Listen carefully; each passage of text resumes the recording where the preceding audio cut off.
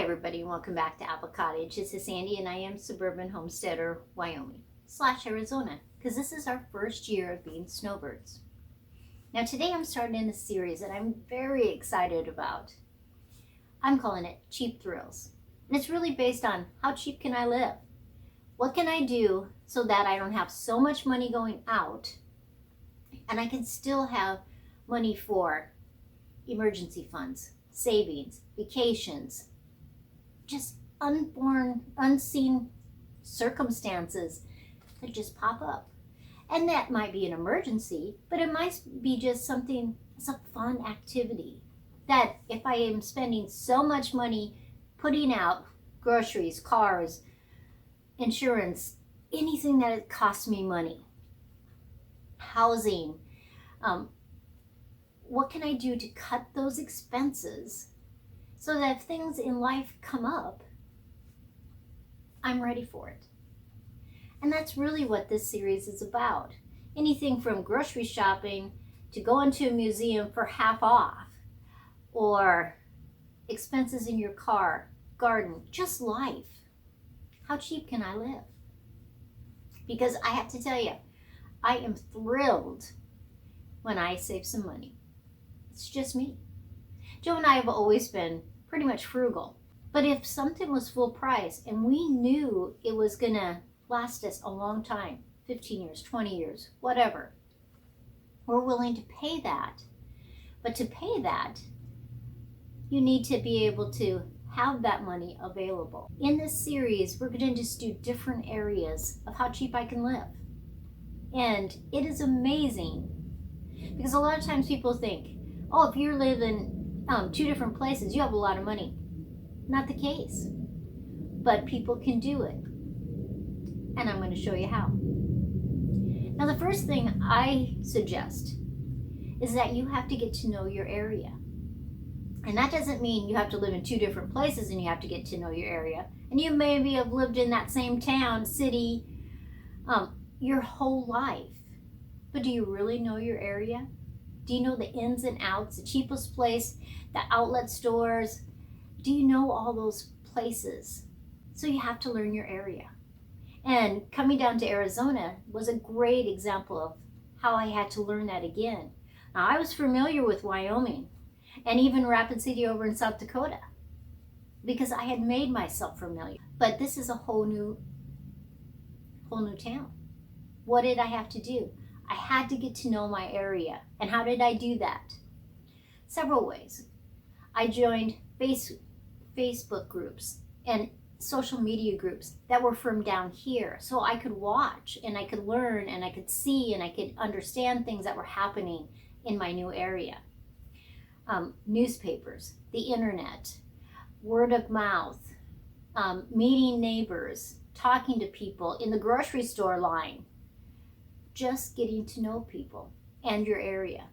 Now, another great place is visitor centers because they have a lot of brochures and you can find a lot of different activities to do free, or a lot of times there are discount coupons in those brochures. Now, do you know that museum that you like to go to? Did you know that on a certain day of the month, maybe it's free, or the kids go for free, or it's half off on certain activities?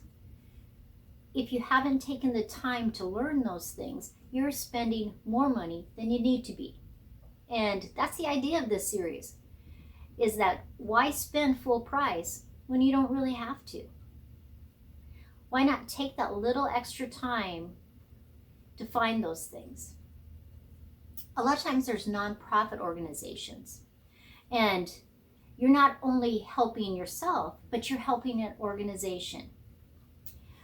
There's a secondhand store in Yuma that they help women and children that they may have been through abuse or different things in their life. But every dollar you spend in there helps those people. Plus, you're getting it at a bargain price because it's a secondhand store. Now, a fun thing to do, especially if you have kids, but I find it fun anyway, maybe I'm a kid at heart, is mapping your area. Now, if you can't find a free map of your city, say like at the visitor center, because a lot of times they have free maps. You can go to your planning department of the city, and with a very minimal expense, they will print you off a copy of the map of the city. And that way you can, if it doesn't already tell you where the schools are, sporting event areas, civic centers, you can start putting those in. And that's a fun activity for the kids because they get to learn their town. And then you take that map and you're driving around and you're seeing those places and you get to know your town, your area. I suggest that you learn 20 miles out. Why? Because there's a lot of things just outside of town that can be fun activities. You know, maybe you have, like when you go to Rapid, you're just going up the hill a little bit and you're seeing reptile gardens, you're seeing bear country, and all kinds of cities have things like that. Yesterday we went to the Date Farm, which is in California. It's 20 minutes away from where we live. And that was a fun experience. So things that you can do that are just outside your city. Now, why do you want to save money? Maybe you think, oh, it's just a waste of time to go through that stuff. And there's always a saying that time is money. Well, it is, but if you're saving money, this is a good thing. And so I'm okay with clipping coupons and finding a bargain because I am very excited every time I find a bargain because it is a cheap thrill to me, an easy thrill. So in this series, what we're going to do is talk about different areas and how we've learned to live as cheap as possible. I'm actually going to have 2 videos up today. One, this introduction.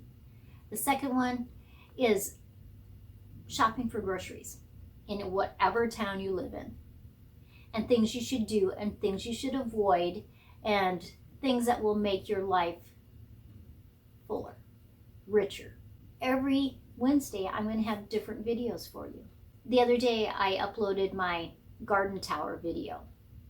Now, instead of spending $50, $60 or more dollars for a garden tower, some of them are a lot more than that. I've seen them for $200. I am always looking for a bargain. I'm at the Dollar Tree store and I find the containers, the 3-part containers that are stackable, $1 a piece. You can see that video if you want. But every Wednesday, cheap thrills, because how cheap can I live? I will see you next time.